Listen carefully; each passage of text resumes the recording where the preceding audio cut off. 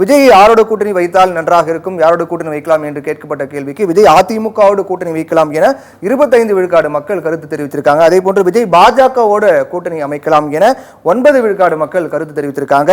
விஜய் நாம் தமிழ் கட்சி சீமானோடு கூட்டணி வைக்கலாம் என 11 விழுக்காடு மக்கள் கருத்து தெரிவித்திருக்காங்க.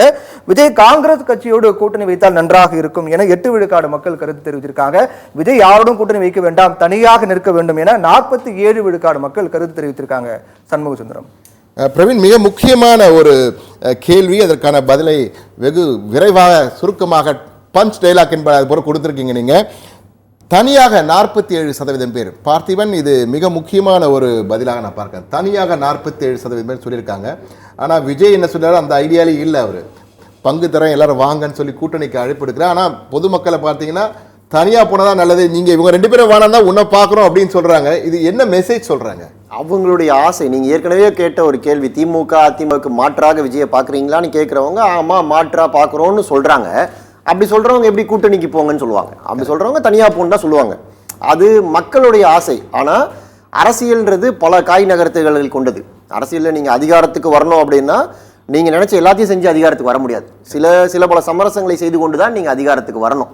அது கட்சி ஆரம்பிப்பவர்களுக்கு அது தெரியும். விஜய்க்கு அது நல்லாவே தெரிகிறதுனால தான் முதல் மேடையிலேயே வெளிப்படையாக கூட்டணியில் நாங்கள் பங்கு கொடுக்குறோம், ஆட்சியில் பங்கு கொடுக்குறோம் அப்படின்னு சொல்கிறார். அதனால் அவருக்கு அந்த தனியாக போகிற எண்ணம் இருக்கிற மாதிரி தெரியல. அப்படி போகிறதா இருந்தால் யார் கூட போகலாம் அப்படின்னா, இது புரிந்தவர்கள், இது ஆசைப்படுறவங்க அதை சொல்கிறாங்க தனியாக போங்க அப்படின்னு.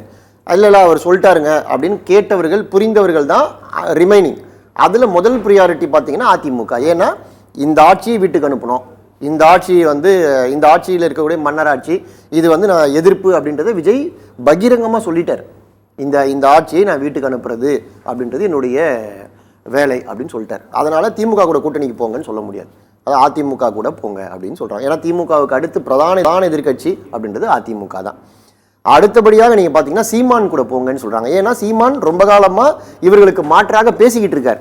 அதனால் ஒத்த கருத்துடையவர், அதனால் சீமானோடு போகலாம் அப்படின்ற எண்ணத்தில் சீமான் 2ஆம் இடத்துல இருக்குது. 3வது இடத்துல பாஜக வருகிறது. அது எனக்கு இல்லை, ஏன் பாஜக கூட போகணும்னு சொல்கிறாங்கன்னா அவர் பாஜகவையும் தன்னுடைய கொள்கை எதிரி அப்படின்னு சொல்லியிருக்கார்.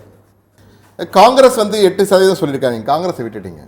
இல்லை, காங்கிரஸ் தனியாக ஒரு அணி அமைப்பது அப்படின்றது இன்னைக்கு தமிழ்நாட்டு சூழலில் அது சாத்தியம் இல்லை. விஜய் நினைத்தால் சாத்தியமாகாதா? இன்னைக்கு அது ரொம்ப டூ ஏர்லி.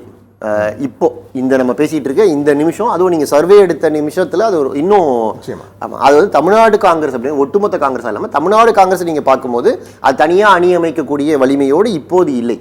அதனால் நீங்கள் காங்கிரஸை தனியாக கூட்டு போகிறது அப்படின்னா கூட இன்னும் சில பேர் அப்படி பார்த்தீங்கன்னா நீங்கள் இன்னும் விசிகா இவர்களெல்லாம் சேர்க்கணும். நம்ம அதெல்லாம் சேர்க்கல. அதனால் நான் பிரதான கட்சிகள் மத்தியிலும் மாநிலத்திலும் ஆட்சியில் இருக்கிற கட்சிகளை மட்டும் இப்போ நம்ம பேசுவோம். சரி, காங்கிரஸ் அதனால் அது கருத்து இல்லை. சரி, உங்கள் கருத்தை ஏற்றுக்கொள்கிறேன். கரண், உங்களுடைய பார்வை. தமிழக அரசியல் வரலாற்றிலேயே இந்த கட்சி ஆரம்பிக்கும் போதே அது ஒரு ட்ரம்ப் கார்டு மாதிரி போட்டார்.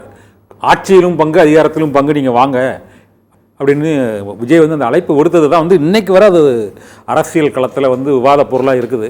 அதனாலும் தனியாக நிற்கணும் அப்படிங்கிறது தான் என்ன பெரும்பான்மையான மக்கள் விரும்புகிறாங்கிறது நம்மளோட கருத்து கணிப்பு முடிவுகள் தெரிய வருகிறது. அதிமுகவுக்கு 25% ஏன்னா ஆட்சி மாற்றம் என்பது முக்கியம்னா அதிமுகவோட இருந்தால் அது சாத்தியம் அப்படின்னு அவங்க சொல்கிறாங்க.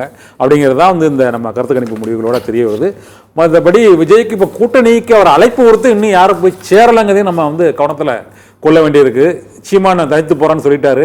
காங்கிரஸ் திமுக கூட்டணியை உடைச்சிட்டு விஜய் கூட வருவதற்கான வாய்ப்புகள் இருக்கிற மாதிரி தெரியல. ஆனால் அது நடக்குமாங்கிறது இன்னும் ஒரு 2 ஆண்டுகள் தெரியும். ஆமாம்.